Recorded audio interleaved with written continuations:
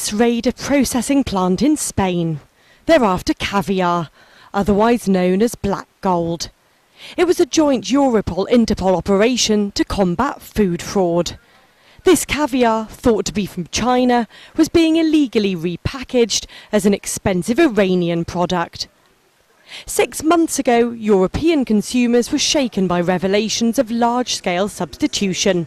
Cheaper horse meat was added to beef products. It highlighted the often circuitous route food takes and the potential for global fraud.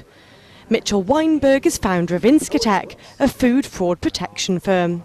I wasn't terribly surprised at all. I didn't realize that they were going to use horse meat, but meat adulteration is very common in other parts of the world. It is just one kind of adulteration. We've seen more egregious cases in China where they've used rat meat.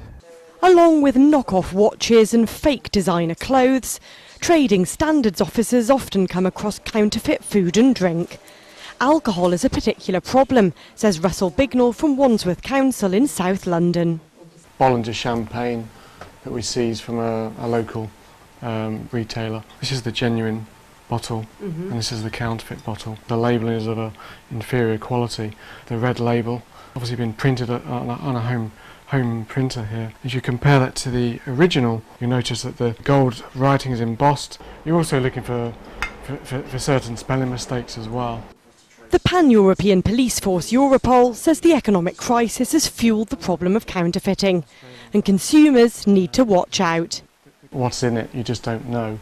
It might just be cheap sparkling wine as opposed to champagne, but it might be more serious. It might have methanol in it. The challenge for governments is they can only start enforcing once the food hits the border, and because most of the food or ingredients that come into most countries come from other parts of the world, there's little that governments can do to enforce food fraud protection provisions.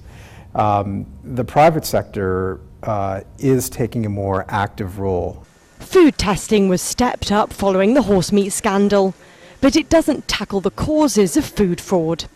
The food industry says the world's biggest producers need to take action. Checking all their suppliers would be a good start.